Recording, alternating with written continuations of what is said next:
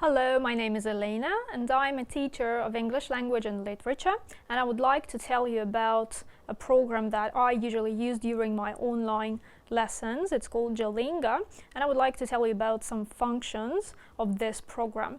For example, when I teach online lessons, I don't always want my students to see all of the information on the slide. Instead, I invite them to think about a question, offer their own answers, and only then I show them the correct answers. For instance, if we discuss characterization in Romeo and Juliet and how authors create characters in plays and dramatic works, I can ask my students a question about what we should look at if we would like to learn about a character. And I elicit their answers, and only after I've heard them, I can make the correct answers visible in any order I want. For instance, we can look at what characters do, what they say, what other characters say about them. Also, sometimes seeing all of the pictures on the slide can be a bit distracting for students. When I want them to focus on the text or on myself, rather than looking at the pictures, I can just conceal them and reopen them when I consider it necessary for them to look at the images.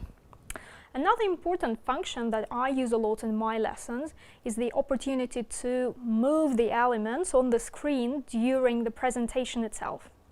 For instance, let's look at the setting of Romeo and Juliet.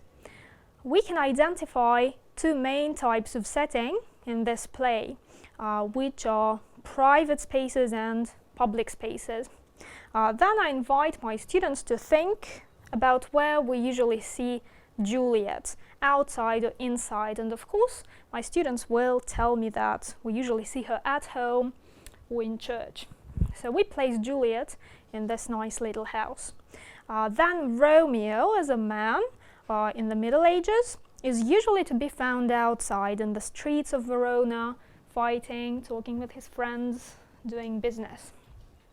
But we can also demonstrate his ability to cross the boundaries between these two types of settings, between public spheres and private spheres, and to show his difference from Juliet or from all women in the play, who are usually quite fixed in their position inside.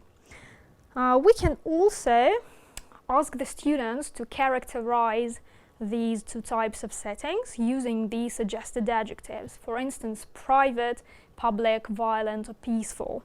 And of course, after a while, the students will realize that open spaces are usually more violent in the play, while private places are usually more peaceful.